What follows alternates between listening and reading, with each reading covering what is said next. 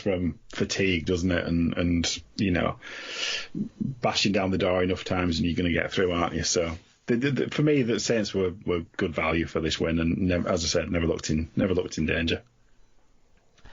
Good news that it looks like Ignatius Passy hasn't had any serious ill effects from the big collision that he had. Was it early in the second half? It was very early second half, yeah. The second half. I think it might have been kick-off, actually, because I was watching it on replay, and I tend to obviously you wish forward to the start of the game, and I had to rewind it to rewatch it. He got 7 shades of whatever belted out of him, unfortunately. Paulie's shoulders are solid things, and he certainly felt the effect of that, didn't he? But yeah, I'm glad he's on the mend. Yeah. So, who did you pull out then as your star performers in what you sort of feel was a so kind of fairly straightforward win for Saints? If I'm going to pick out an individual, I just think Makinson is continually a pain to other teams. It's not just his finishing; it's his ability to kind of bring the ball out of his own kind of 20, and he must be a nightmare to play against. So individually, probably Makinson, but I thought James Bentley was really good as well. I'd go with. I thought Lomax started the season well, but I can't get too carried away with Lomax because every time I think he's trending in the right direction, he doesn't turn up come the international time. So, yeah. Yeah, let's not expect too much of him at that point. I'm looking too far ahead already, aren't I? Yeah, a little bit. We should probably talk about the second game if we've got nothing else to say about this one. Yeah, fair enough. So it was Lee versus Wigan. It was 18-8 to the Centurions at half-time. They were 18-0 up in this game. It finished 20 points to 18, though, in favour of Wigan Warriors. Ben Thaler was the referee. Lots of talk about old Ben's waist. We'll try and not fat shame him, but I can't remember what's in the fan reviews. All I'll say is that lockdown's hard. There's the fridge is very tempting, and he hasn't had a chance to. I don't know if he was just wearing some sort of protection in case someone ran into him. He didn't want to go the way of. Maybe that's what Bentham's lasting legacy on the coaching programme will be. Wear some protection. Anyway, in terms of the team stats, missing stats means we don't have the full picture on how this game was won from the numbers. The ones we do have were close. Lee made slightly more metres at a slightly better average gain. Wigan made slightly more tackles at a slightly better team tackle success rate. Individually, Sam Powell 65 tackles, Zach Hardacre 1 try assist, 236 metres. John Bateman in what I would say was a up and down performance, certainly not the calibre I think we'll see by the end of his season, but this game, scratchy John Bateman still got 52 tackles, 143 metres and 3 successful offloads. One of them was a brilliant one that led to a set-up of a try. And Jake Bibby, 2 tries, 1 try assist, 137 metres for the utility outside back.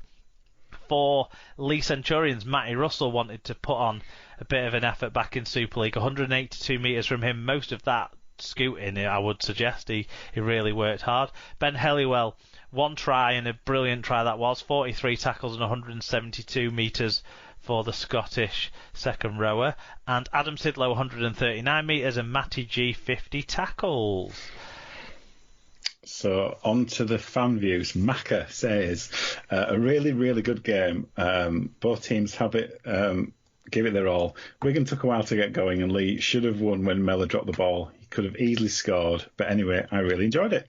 Yeah, Sarah McKenzie said, really good game. Wigan totally got out of jail there. Lee needed to push on at 18-0 up. Unfortunately, they weren't able to, and I think the lack of match fitness showed.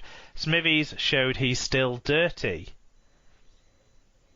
One high tackle. Come on, and it wasn't even that. He only caught him on the way back. Well, it can't have been that bad because nobody's been charged, have they? So, yeah. Matty 3H says, a well below par Wigan, missing arguably their two most influential players in the end, but were able to dictate the speed of the play, and their defensive aggression finally wore down a tiring Lee side. Full credit to Lee for showing such entertaining rugby. Matt Speakman 20 said, glad to get the 2 points early, but outside backs are a huge issue. Yes, they are, Matt.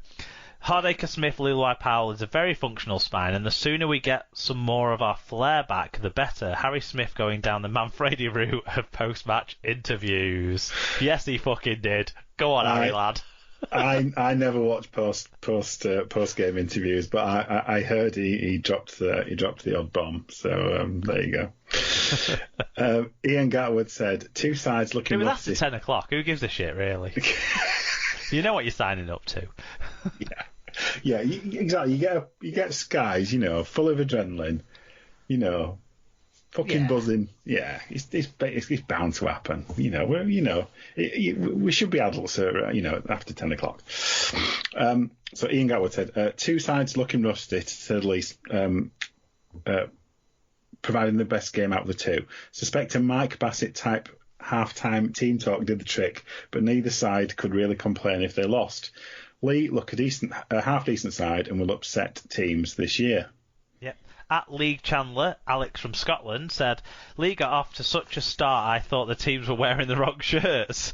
I don't think they're there to make up the numbers, but time will tell. The Scottish lads were immense, and after scoring 14 of Lee's 18 points, and with James Bell still to play, things are looking good for us in the Rugby League World Cup. I do think that Liam Hood has put in an early hand for hooker of the Combined Nations. Yeah, actually, we'll touch on the combis, because we didn't get anyone's combis in, but that's a great shout from Alex, I think, Liam Hood for the hooker of the combis, because like I said last week, I would want that side to be predominantly players who are likely to feature in the World Cup, so I would much rather have Liam Hood or maybe Michael McAlorum as Ireland's hooker, potentially, I don't know, Alrix da Costa even. I'd rather have one of them than Matt Parcells, just because he was good for Leeds 3 years ago and he's Australian. Yeah, I completely agree with that. So I think Liam Hood's a great shout. Yep, we will see. So Joshua's granddad says, a big effort from Lee, but game changed when Mellor failed to pick up a loose ball just before Wigan scored. Wallace as well, having a dodgy haircut, produced one of the worst kicking displays possible, with an amazing ability to pick out Zach with every kick. Well, at least we know Blake isn't secretly going to the hairdressers and getting his haircut. We know that. Do you know, halfbacks, decision-making is key, isn't it? And when your halfback rocks up to training looking like that, and Mikey Lewis at Hull KR, I'm not letting you off either for your mullet, I think you've got to question the decision-making, and that would make me worried as a coach of those players. Not that Mikey Lewis was as bad as Blake Wallace, but... John's pulled out a really important point there. That was a huge difference, I think, in the second half of the game. Harry Smith's ability to put in challenging kicks from wherever he was putting them in on the pitch, be them sort of attacking or holding kicks or distance kicks or whatever they might have been, compared to Blake Wallace just kicking it right into Zach Hardacre's hands in space every single time. What was a decisive factor, I think, in the second half energy battle. Tom Andrews said, Lee set off like Usain Bolt, but sadly Usain Bolt can't run that fast for 80 minutes. Wigan looked lost of ideas at times, but when your best two players are being paid to carry water and talk to NRL clubs, you will look a little off. The most interesting bit of the match was the battle of the miserable bastards. Lamb started well, looking like tears were coming up, but it was sour-faced Beaumont who came out on top. I like that. Always in Our Shadow says, fortunate victory for the Pies in their proper derby. Well, bus stop derby. Bateman's ability not matching his ego. I think that's a bit harsh. Tommy L, lucky to stay on after his tackle. I agree. I thought Lulawai went a bit low and kind of had a chance to assess the situation and should have gone higher. He hasn't received a ban or anything, and what they've the match review panel have said that he slipped and then fell over another defender, which contributed to what happened, and then the bend of the leg wasn't outside of the normal bend of the leg, which I think is maybe a fair assessment in, factual terms. But I still think he had time to assess that and should have been going in either around the hips, or been way more passive when he hit the legs. So I think he was lucky. I think he should have been sin-binned. Fair enough. What do you think? It looked clumsy. Yeah. He's much more likely to clean you out with his shoulder, isn't he, than do anything dirty. If he had been a yellow card, it would have been a careless issue, wouldn't it, rather than anything deliberate. So. Yeah. But yeah, the match review panel, they look at it at multiple angles, much more than we did. So I really respect their opinion on it. And Pop the Viking said, "What a game! Lee battled hard, but could just not go the distance. Lee will surprise some teams this year. Wigan not at their best, but a win is a win." Certainly is. And it was. And I obviously Jay Field being out now for 5 months, and people talk about some of the missed opportunities for Lee, but Emile Hanley hit that ball backwards when Brad Singleton picked it up and put the ball down for a try. That I'm convinced that was a try. But then Emile Hanley pulled back Lewis Tierney, and that should have been probably a sin-binning there as well. And then Zach Hardacre bombed a try just as not Alex Mellor, what's his name? Joe Mellor did. So, Wigan were appalling in the first half, and Lee were great. Lee's intensity of their performance was fantastic, and, like a championship side, they can't keep that going against a Super League side for 80 minutes, which is what we saw here. But they will grow into a Super League side, you'd suspect. Hopefully, for their perspective, they need to do it quicker. Otherwise, they might see this kind of thing happen to them a few times. But the intensity from Lee was fantastic, but Wigan had the chances still, even as poor as Wigan were. And so when Wigan struck with those 2 pretty decent tries at the back end of the first half, the Hardacre one in particular was good. Wigan were threatening. Wigan were capable, and it was. Jake Bibby as well was the main man for Wigan in that, which not a lot of Wigan fans would have been expecting. So yeah, I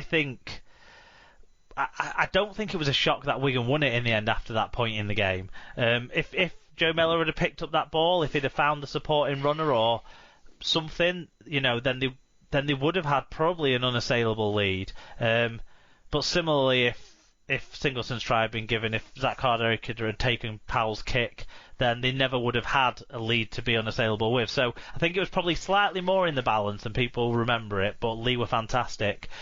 And particularly fantastic. I'd pull out their starting front 3 as their star men. Hood, who we've already talked a bit about, but I thought Sidlow and Ioane were fantastic. I thought they showed that they are Super League calibre players who've been dossing it a bit in the Championship for a few years, and probably should have tested themselves out more in the Super League in the last 4 years than they've been able to, because they were both fantastic, I thought, in this game. And really, things did change when they weren't on the pitch. They couldn't keep up that same intensity, either when they weren't on the pitch and also then in their second stints. They just didn't have it as much. Star players for Wigan, I would say Ethan Havard continues to shine. When he came on, it combined a little bit with Sidlow and Ioane going off, but the forward battle switched and Wigan started winning it. Jake Bibby, we talked a bit about. Sam Powell, you've got to credit that defensive effort from him. And in the second half, Zach Hardacre turned up. I know he scored a try in the first half, but I was a little bit disappointed with him, with Luluai, to an extent with Powell, but I can't dispute his defensive work. And certainly with Bateman as well in the first half. Bateman was inconsistent. He wasn't great. We talked about that. And then, those Wigan players are the